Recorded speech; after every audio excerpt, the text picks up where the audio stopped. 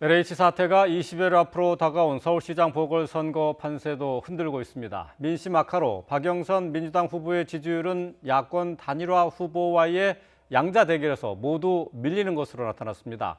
반면에 오세훈 국민의힘 후보와 안철수 국민의당 후보는 박빙의 지지율을 보이는 가운데 단일화 협상 재개에 나섰습니다. 국회 연결합니다. 최하영 기자. 네, 국회입니다. 네, LH 사태. 선거를 앞둔 민주당에는 대형 악재가 됐죠. 네, LH 사태로 박영선 민주당 후보의 지지율이 직격탄을 맞았습니다.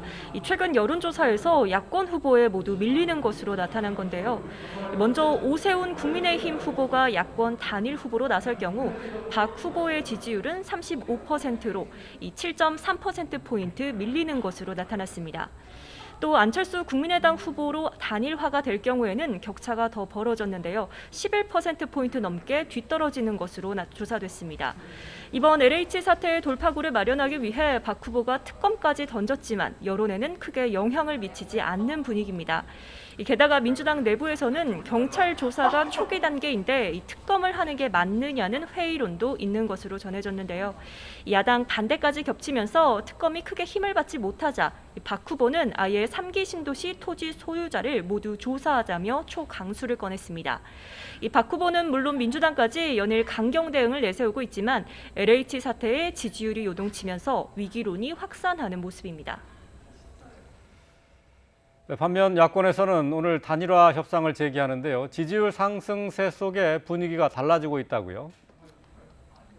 네, LH 사태로 오세훈 국민의힘 후보와 안철수 국민의당 후보의 지지율이 오르면서 이 단일화 분위기도 미묘하게 달라지고 있습니다. 앞서 보신 양자 대결 구도뿐만 아니라 이 단일화가 없는 3자 대결 구도에서도 이 박빙이라는 여론조사 결과가 나왔기 때문인데요. 그만큼 두 야권 후보의 단일화에 대한 절박함이 줄어들면서 협상 테이블도 복잡해진 겁니다. 오 후보와 안 후보는 우선 오늘 단일화를 위한 비전 발표회를 엽니다.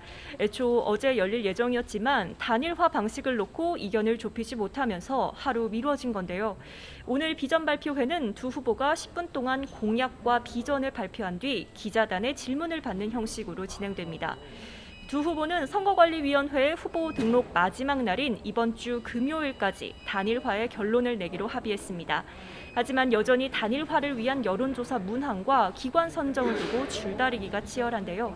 더딘 협상에 여론조사 결과가 두 후보에게 모두 유리한 것으로 나오면서 자칫 단일화가 어려워지는 것 아니냐는 관측도 조심스럽게 나오고 있습니다. 지금까지 국회에서 전해드렸습니다.